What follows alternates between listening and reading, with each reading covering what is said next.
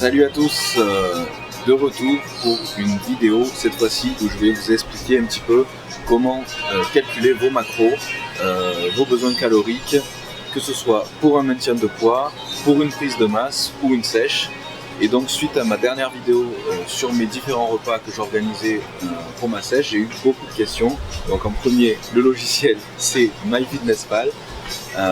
J'utilise ça, c'est surtout au début pour savoir à peu près au niveau des portions et tout ça, mais au bout de plusieurs années d'expérience, vous connaissez les quantités et donc vous n'aurez pas besoin de l'utiliser après par la suite. Mais c'est vrai qu'au début c'est super intéressant pour avoir une notion des quantités. Donc j'ai eu pas mal de questions sur comment rentrer les données pour les dépenses caloriques. Ça, honnêtement, ne vous en occupez pas. Pour ma part, moi j'ai mis sur le maximum, donc c'est dépenses, donc c'est très actif parce que je m'entraîne 6 fois par semaine, voire même parfois 7 quand je suis vraiment en sèche. Et donc c'est vous d'évaluer votre niveau d'activité et votre sport. En fonction de votre travail et de votre sport, essayez de mettre, voilà, si vous êtes vraiment sédentaire et que vous ne faites pas du tout de sport, vous le mettez au minimum. Si vous faites 2 séances par semaine, vous mettez niveau 2, 4 séances, vous mettez niveau 3 et plus de 5 séances, vous mettez le dernier, le plus actif. Comme ça, vous ne vous embêtez pas à enlever et à calculer vos dépenses. Et au début, mettez sur stabilisation, maintien de poids. Et essayez de tester ça sur 2-3 semaines et de voir par rapport à votre poids s'il reste stable, c'est que vous avez bien calculé vos niveaux caloriques pour rester stable et vous modifiez légèrement en fonction de l'évolution de votre poids, etc. Une fois que vous avez rempli ça, vous avez à remplir vos calories et macronutriments. Les macronutriments, c'est quoi? C'est la quantité de protéines, lipides et glucides dont vous avez besoin. Et donc ça, vous pouvez le modifier dans les objectifs nutritionnels aussi sur le FitnessPal. La chose la plus importante, numéro 1, c'est vraiment la balance énergétique, c'est-à-dire les calories dépensées contre les calories consommées. Donc c'est vraiment ça, c'est la base. Si on dépense plus que ce qu'on mange, c'est mathématique, c'est scientifique, on va maigrir. Si on mange plus que ce que l'on dépense, on va grossir. Donc oui, on peut maigrir en mangeant des burgers et oui, on peut grossir en mangeant des protéines. Tout est question de quantité calorique. Et donc évidemment, c'est pas en mangeant des burgers, même si on maigrit, que vous allez sécher et avoir une bonne qualité musculaire, évidemment. Donc là, j'arrive au deuxième point, qui sont le deuxième point le plus important après la balance calorique, c'est les macronutriments, c'est-à-dire protéines, glucides et lipides.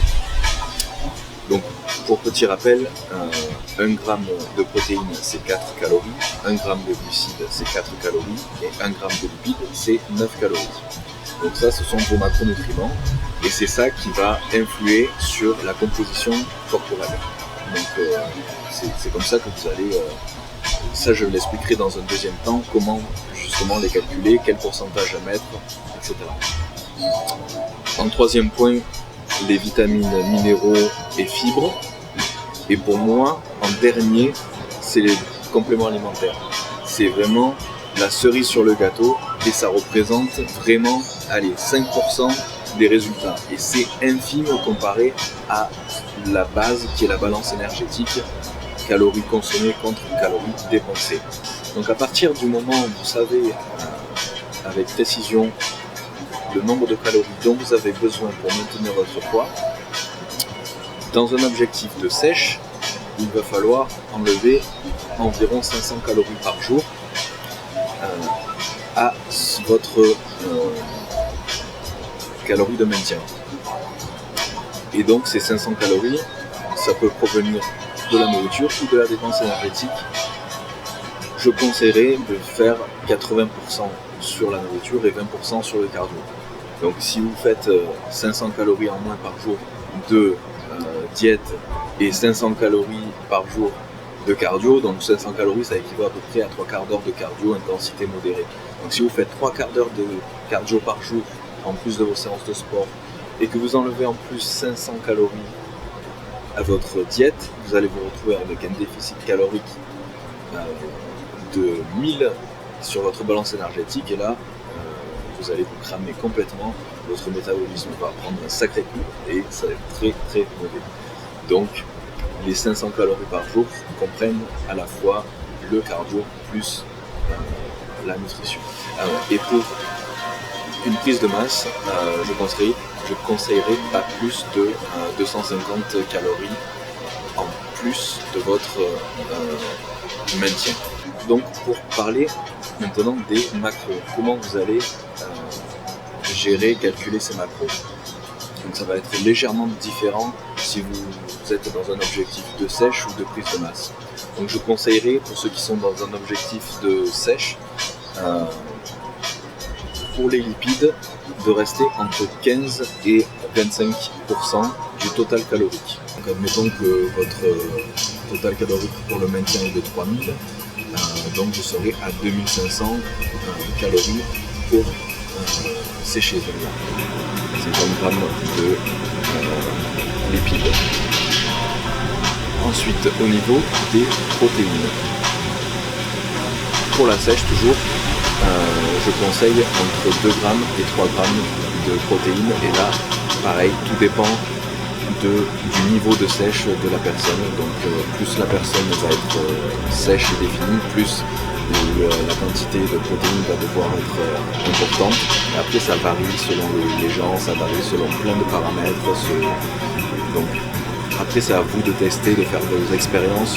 Moi, par expérience, je sèche mieux avec moins de protéines que plus, parce que mes entraînements aussi sont très intenses et que j'ai besoin de plus de glucides. Donc, je préfère garder moins de protéines et plus de glucides.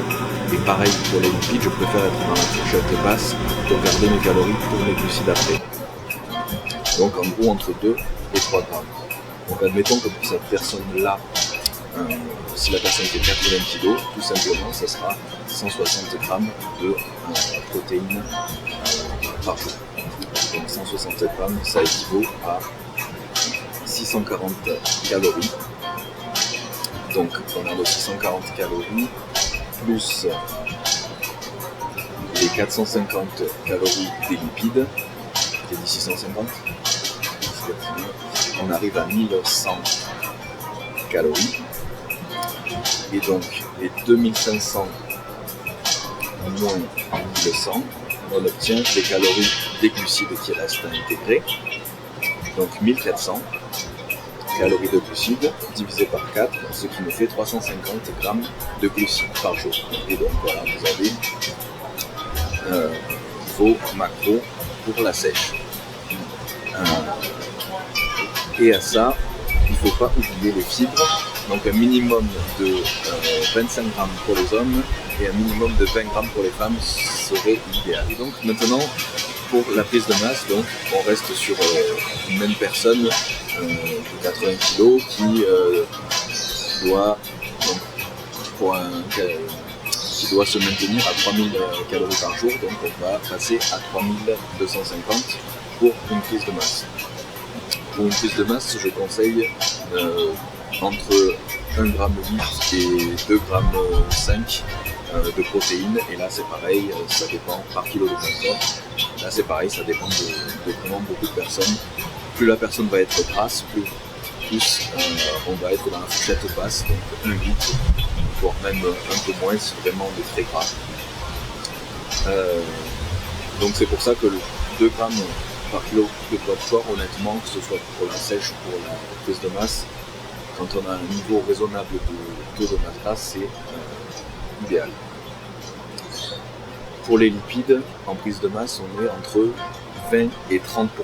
Donc pareil, une moyenne, 25% de lipides sur 3250 calories.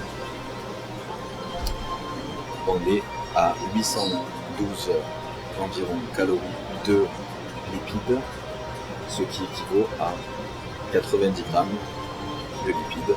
Et donc il nous reste 2278 calories en glucides à ajouter, divisé par 4, ce qui fait 570 environ grammes de glucides.